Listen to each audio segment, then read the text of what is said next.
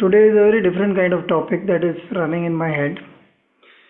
For a couple of days, I have been trying to make my podcast a little more popular than what it is. Uh, Talking to people, figuring out how to work with the algorithms, uh, work on the back end of things, and a couple of reactions that I've got. There are people who say that yes, it's a good thing to do, go out and figure out these things. There are other people who sent me stories from some BBC stories that there are people who were struggling at the stage that I was, and then they became successful, and then they could not stay true to what they were.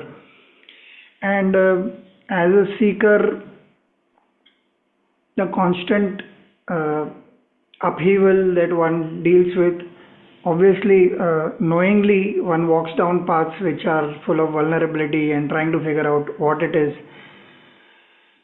And this set me thinking, so what is success really? Like there are very easy things to say, okay, success is finding out what you want and going after it, or reaching a certain point. Like a lot of people have some ambition and they reach it. Today I am glad to have my friend and confidant at one time, Niren Bhatt, who's been a writer of stories which have been hugely successful in recent times. Welcome to the show, Niren.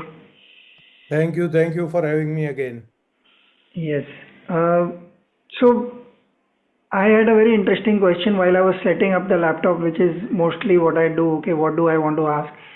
So the question is, what would today's Niren, who's seen as, oh, this guy knows what to write and he knows the pulse of the people, say to the Niren who was trying to write these same things, say, couple of years earlier when you were not as well known? I've seen you from close quarters. I don't think your work ethic has changed in terms of work and the amount of effort that you put in and the amount of seriousness with which you treat it. So, what would Niren tell that Niren? Actually, see, there is nothing much to tell, okay, because बहुत frankly मैं बात करूँ तो I don't think there is any difference, between that Niren and this Niren. Okay, and if at all I happen to meet him, I'll just say that keep on doing what you are doing, because ultimately that is what will give you good dividends. Because even at that time, I mean, the one thing that you are not supposed to do is to call it quits and say that this is not my cup of tea, and no, I don't want to pursue this anymore. Let me find some easier, pursuit in life. Okay, creating art and being a writer and leaving everything behind and putting everything at stake. Maybe it's not worth it.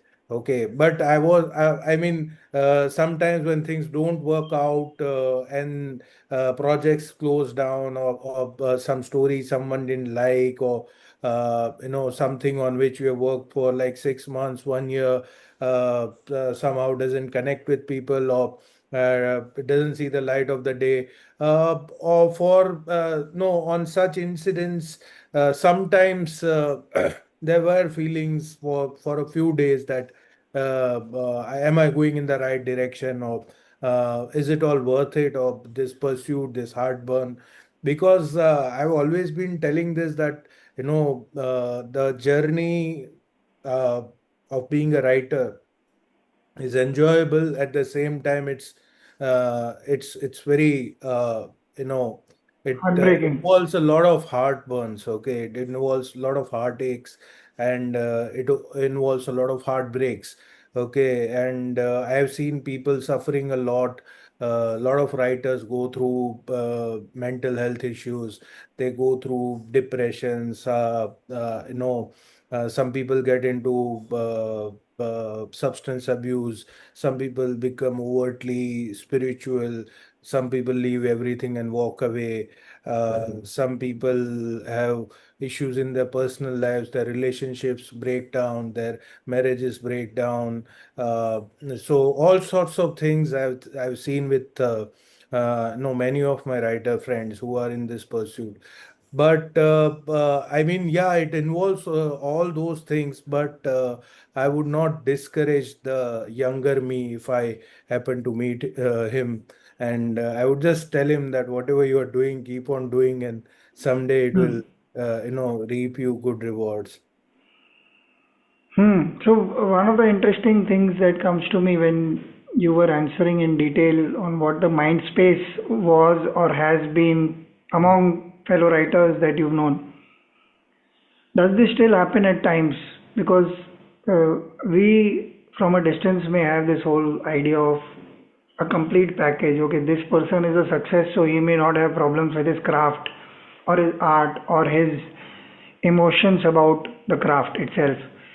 So do those kind of days come when you think, oh, I'm not good enough for this and I need to take a break, or maybe I need to rethink? See, I mean, now, I have been fortunate enough to be around this thing for a very long time now. So, I have realized over a period of time that it's not just the outcome that counts, it's actually the journey, the process of creation itself. And also, there are other things associated with that, the rabbit holes that you get to go through.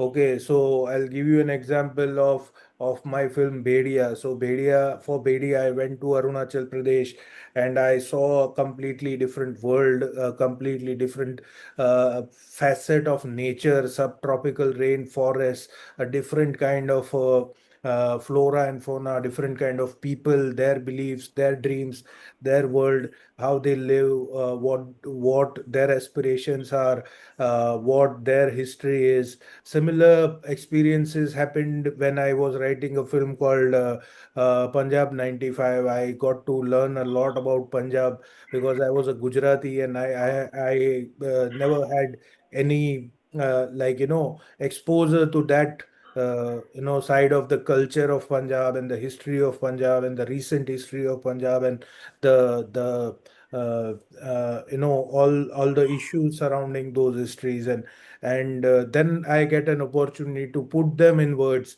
through my characters in a script. Okay, so like that, there is a journey associated with each film. Okay, where you go through the whole, you go through the whole experience of uh, going through a completely different world. Okay, now at this stage I have realized that those journeys, those rabbit holes that you get to go through. Okay, for a recent film that I'm doing, which is the film about, it's a mythological film.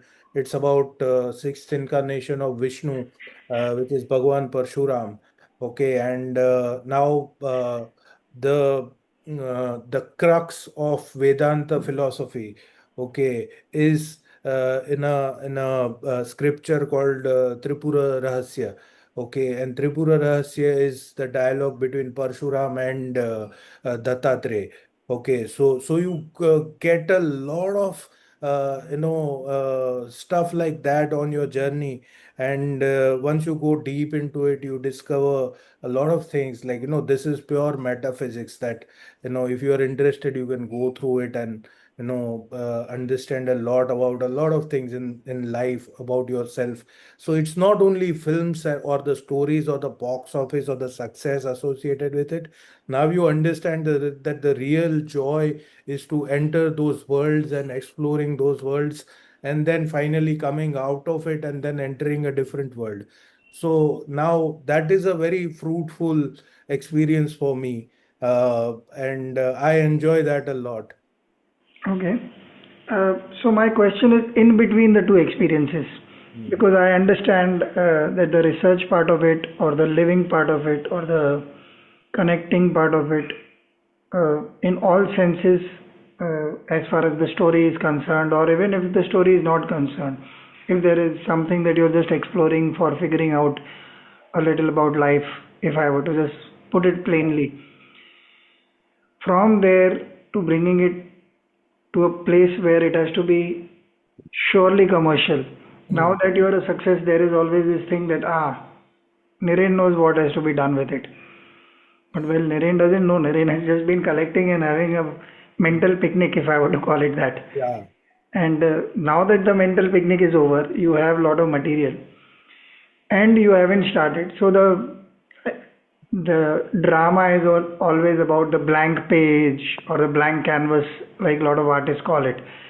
My question is the mental space about that. So now you have everything. You know what is expected out of you to a certain extent because of your recent past history. You also had your duds, which nobody talks about, but they cannot be any less for you because you may have spent the same amount of effort and time on that. Now, how do you ensure that you are in a frame of mind which is sensible? I wouldn't call it positive or negative, but which is at least giving you a good chance of doing a good job with it. Are there any techniques or Yeah, is there any mindset that yeah, you? the key to it is that you know I mean there is a very famous example given by famous artist that say if you are a saxophone player, okay, and you have a concert where nobody claps and you play out of tune. What do you do the next day if you are a Zakir Hussain? Okay, you play tabla at night in a concert and your performance is not up to the mark. What do you do the next day? Right, you play tabla again because you are Zakir Hussain. You don't have any other thing to do in this world. That's the purpose of your life, your existence, right? So now you need to understand that the trick is to distance yourself from the noise. Okay, because this is the world of noise, and there is Instagram, and there is Twitter, and there is print, and everyone has an opinion, and everyone wants to say something about films and the story, and everyone wants to pan down bad films, and everyone with a mobile phone is a reviewer, and all those things are there, and even common people have their opinion, and I mean cumulatively it's all it amounts to noise. Okay, the noise impacts you in a very positive way, in a way makes you pompous when the films do well. Like in my case, in Stree 2, people from all over the world that you have crossed paths with, or you met somewhere, and they all find you out from different sources, and they message you that I've seen your film and I loved it, and I loved this part, and I loved that part, and I hated that part, and I hated this part.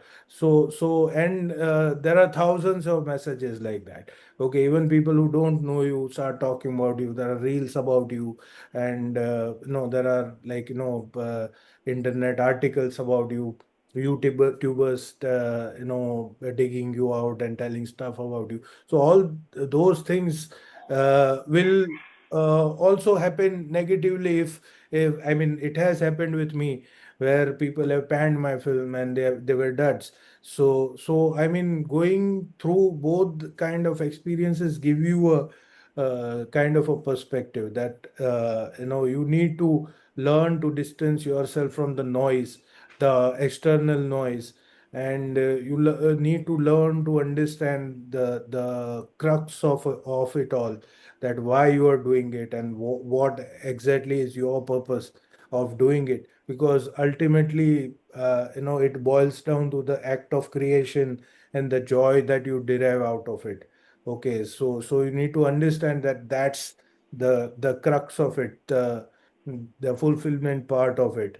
Okay, and you need to be like a I mean like no like they say in philosophy, you know samyak bhav.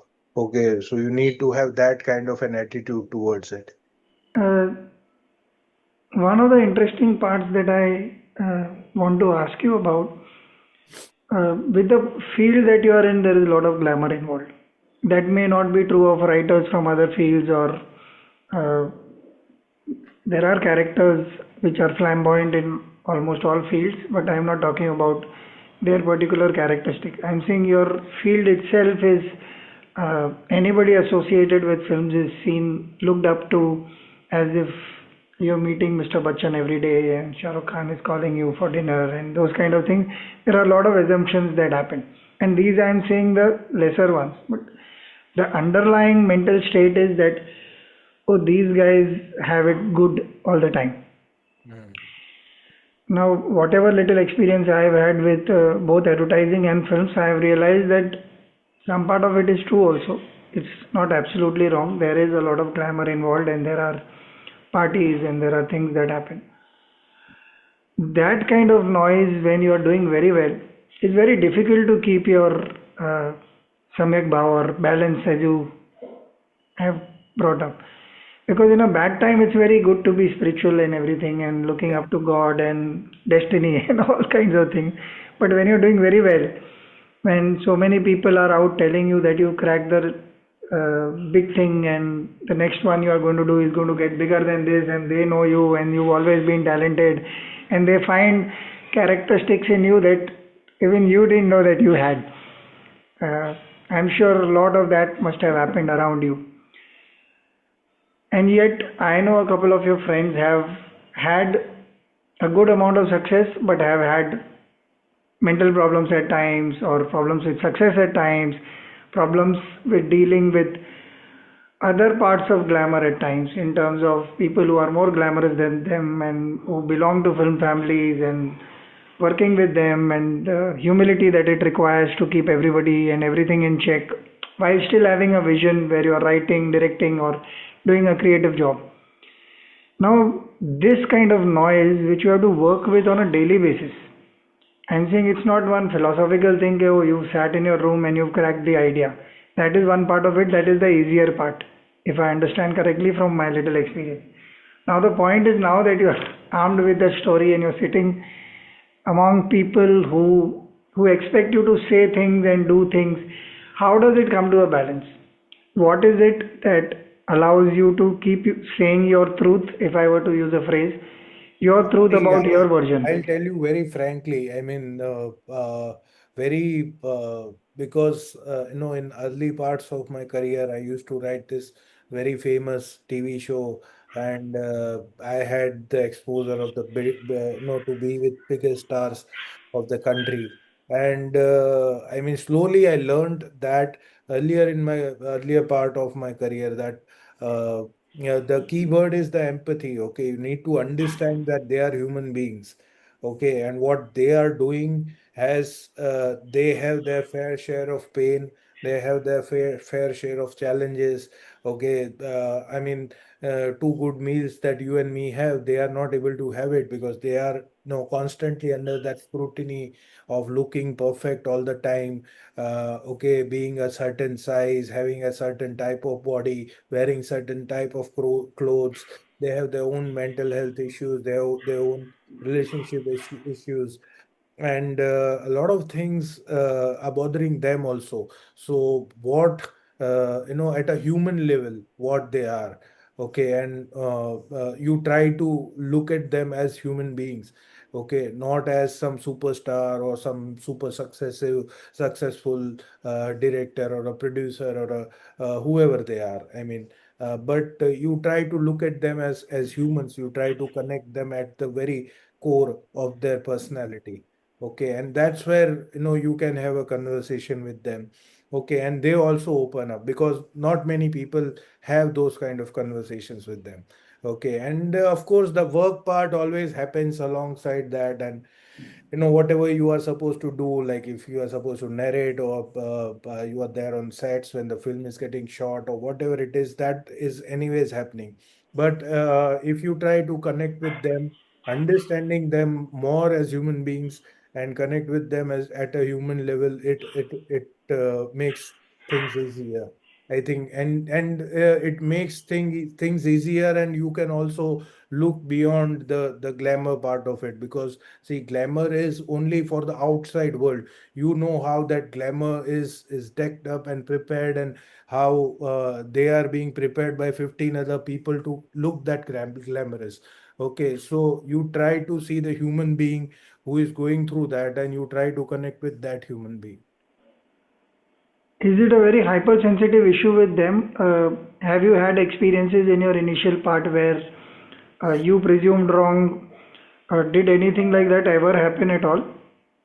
No, it never happens because they also understand if you talk about, if you talk to them at a human level, they will also find it comfortable. Because not many people do that. They always look at them as someone very successful, or someone who is like like a superstar, or a very famous person, or a very influential, or a powerful person. So I mean, they are always looked at like that from everyone else. So I mean, I have never had an experience where someone has taken it in a wrong way. Oh, wonderful. This is a good insight actually. When one thinks of it, obviously one tends to generalize saying successful people like successful Yeah, people see, I from a mean, distance. very frankly, I'll give you an example. I won't take the name. I mean, a female actor who was there on the film. Okay, you look at the attractiveness of a female actor, and once you talk to them, you understand what all they go through. Okay, I mean, it's uh, like not having their favorite food for years. Okay, and sacrificing the social functions, the family functions, and constantly resisting something that you want. Okay, is very toxic in a way. Okay, and you can also understand that, okay, they are getting money and fame and followers and everything because of that, but eventually it's very toxic and painful for a person to go through it constantly all their lives. Okay, and not having a single vada pav which has been their favorite, or a samosa or a rasgulla, okay, for years and years, and constantly being afraid of it as if it's some demon. Okay, it's not a healthy state of mind to live in, right? So you can, of course, like I said, it's empathy that connects you with them. Are there any ways that you've ensured that you will not get stuck in your last project? I remember Sachin Tendulkar mentioning once that even if I scored a century in my last match, I have to start on zero in this one, which I found was a very grounding way to look at things because nobody is going to count his last score here. How do you figure out that in your process itself?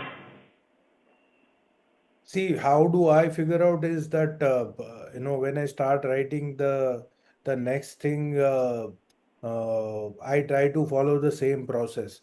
Okay, and it's always very challenging when you start something new, because for a writer, it's like one of the biggest decisions to make is this, that which is the right project, because which is the right story to tell, or which is the right film to write, or whatever. I mean, if it's a song or a play, whatever you are writing, or a novel, okay, it's the idea that counts. Okay, and you have 100 ideas. So out of that, you are picking one, and you need to be very sure that I'm going to spend my next 2 years or 3 years on this. Okay, so is this the right idea or not? Okay, sometimes it doesn't work out. After spending 1 or 2 months, you realize that it's not the right idea to pursue. Then you track back, you put it on the back burner, you fast track some other idea which was equally exciting. Okay, and maybe you revisit the previous idea, couple of years later, when you think that now is the right time to, pursue this. I have been pursuing ideas which were like 10 years old, 15 years old, and now I think is the right time for those ideas. So it's very important for a writer to know which is the right idea to pursue, and spend your next year or 2 years or 3 years, whatever time it requires. Okay, and once you zero down on the idea, you start pursuing it. Uh, and you decide that I will persist with it. Okay, after first draft and first round of feedback by whoever is your bouncing board, your director or your producer or your co-writers, you get some sense of it, that are you on the right direction or how far are you on the right direction. how much more effort is required. Okay, and then you follow your process. So that's more or less the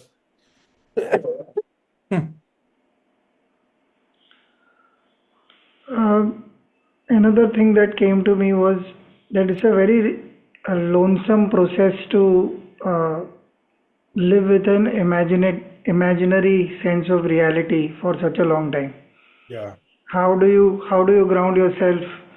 Uh, because I have realized when things are very tough, you don't even relate to your family members or your friends or people who think it is cool to do this or that or take time off, because the idea assumes a godlike significance. You are constantly pursuing it, you are constantly thinking what can be done with it, uh, delving into nuances that nobody else understands. Because even if you ask for some suggestions and if you're talking to somebody, they don't even know the basic structure of how you're thinking. So expecting them to give some genuine insight is also a difficult task. Uh, how do you handle that part of the process? Because it is, like you said, it is toxic when actors have to do it to maintain their body. Obviously, again, that gets lonesome for them, and maybe they relate to each other at some point and they fall in and out of relationships because of that. That is one of the theories that I have had, because it is just the tuning of their negatives at the same time, so they are able to handle it for a while. But as far as a writer is concerned, even before it reaches a director or another person, it's a long journey and it's a solo journey. And you put it very simply, oh, after 2 months it doesn't seem to work. I don't think it's as easy to let go of something that has been your morning, afternoon, evening, night, uh, in your dreams. Every time you're just thinking of that project and that story and how to take it forward and doing a lot of things with it. How do you deal with this mental chaos during that kind of time? See, I mean, the biggest thing that you can learn from this is uh, to get over things. Okay, to get over things quickly and not get emotionally attached with anything. Okay, with anything, because the randomness of this world and this industry is such that uh, there are no rules, there are no equations, there are no patterns. It's very random in nature. Okay, and any project can close down any day in any manner. Okay, sometimes producers lose interest, sometimes director wants to do something else, sometimes the studio backs out, sometimes they don't like it, sometimes the actors back out, or sometimes it gets made, doesn't see light of the day because censor board doesn't want it to come out. Okay, so like n number of things can happen with it.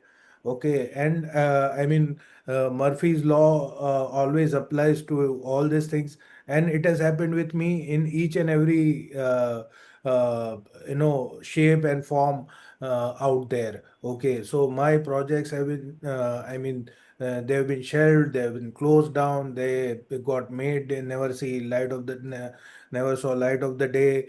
Someone lost interest. Sometimes we couldn't find the right cast, and they are still lying there in my laptop. So I mean a lot of unfulfilled dreams and unfulfilled I mean scripts that never saw the light of the day because of different reasons.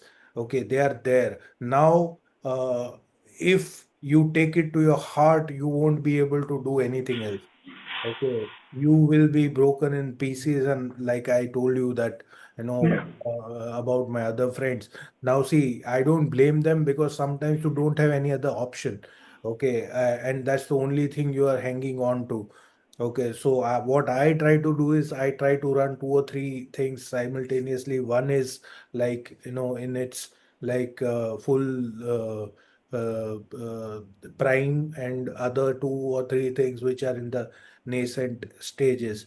Okay, so if this thing doesn't work out, I immediately move to the next thing, and like start behaving as if that never existed at all.